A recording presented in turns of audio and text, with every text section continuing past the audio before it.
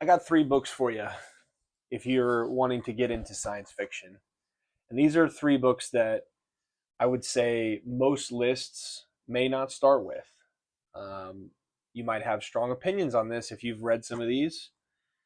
But if you are looking to get into the science fiction genre, I think these three books will serve you well in introducing you to some fun, exciting ways that the genre plays with its themes and its plot and characters, and it'll really help you fall in love with science fiction. So first, we have one that I will be reviewing on the channel soon called Nova from Samuel R. Delany. This was nominated for a Hugo, I believe. Uh, won two Nebula Awards. No, Delany has won two Nebula Awards. This was nominated for a Hugo. And it is classified as classic space opera, meaning that it spans a lot of different places with a lot of different characters being very just it's not told very centrally through one character. It has a very large scope to it. Nova follows a character named Lork Von Ray, who wants to essentially go to a supernova that has just happened to collect a very valuable substance that is left over from the supernova. But supernovas only last for, a quick second, and then not second, but very short period of time, and then the substance is gone. So he kind of recruits this band of ragtag uh, people to go on this mission with him, and we get these interspersed flashbacks from his life that essentially crescendo in the final act, um, where we just this book just is it does a tremendous job of telling the story of one character, but also, like I said, with space opera, spanning tons of different characters, worlds, making you really feel them in a very genuine and organic way. Um, Delany published this, I think, it when he was like 25, so he was very young at the start of his career. And I haven't read any others, but look for this review on my channel because I love this book, and it's a wonderful read. Next, we have one that just by the size of it, you might say that's not for beginners. That book's freaking huge. But trust me when I say that this book, um, if you enjoy this book, you will enjoy all of science fiction. Not all, maybe not all. You'll enjoy science fiction a lot. That is A Fire Upon the Deep by Vernor Vinge. This book was one of the first books I ever read in the science fiction genre, which is why it's on this list for me. Um, Again, a very space opera esque book, but I would say quite a bit different in tone from Nova, in that we follow several different characters, not really just one that a bunch of characters revolve around. We don't have the flashbacks like in Nova. We we followed this group of children who have landed on a planet, an unknown planet, like they crash landed on this planet, and they are separated and experience some aliens on this planet, which these aren't your typical ET phone home aliens. These are very complex aliens, and I say aliens just to not give anything away. My absolute favorite in all the books I've read, way that a new race of aliens is written. It's unbelievable once you pick up on what he's doing, and the way that he writes these creatures, how amazing it is that he can make you like it doesn't get distracting. It's a beautiful way he's written it, and I've never seen it done this well. We follow these two children who separate on this world, and then they kind of send this distress signal out, and slowly these other groups are going to go try to rescue them, but they encounter various issues.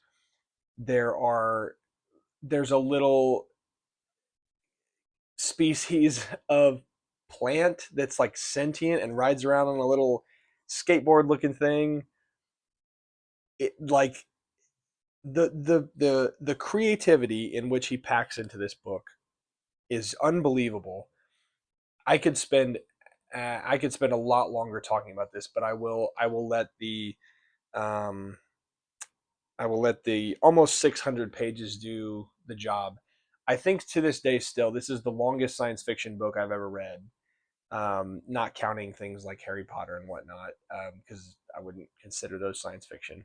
But it's worth it's worth the journey. It's worth the time investment. This is one of my favorite books of all time. I haven't reviewed it on the channel yet because it's been well over a year since I've read this book, but I am excited to reread it at some point and um, just go back through the journey that is A Fire Upon the Deep. So yes, find it and read it. It's a beautiful story. I have another version that's probably a little easier to find in the Masterworks. This one's Tor edition. So uh, absolutely wonderful, one of the best books ever. Which leads me to my third and final book, science fiction book for beginners. If you're just trying to get into the genre, this book is very special to me, and I can only show it sideways because I don't have a dust jacket. But Downward to the Earth. Is that right? Yep, it's sideways. Downward to the Earth by Robert Silverberg. Um, where do I even start with this book? It is a science fiction adaptation of the book Heart of Darkness by Joseph Conrad, which is a very famous book about colonialism. And we follow a man named um, Gunderson. Yes, Gunderson. And he spent time on a world called Belzegor, essentially like leading a human colony on this planet that is also in Belzegor is inhabited by two other alien species, one of which looks like an elephant, kind of, the other of which I kind of envisioned as a big Sasquatch looking kind of creature. Um, there's the elephant in this beautiful copy that I have. Uh, and he essentially, where the story picks up is he's revisiting the planet after spending a long time away. And we journey with him as he kind of comes to grips with how he treated the native people, the native species on this planet when he was there before, and he wants a redemption from them, so to speak. And um, I just can't express how deeply moving this book was, um, on the level that I was crying throughout several moments in this story. The ending is still to this day, it's the best ending I've ever read in any book, in any book. It's kind of hard to say.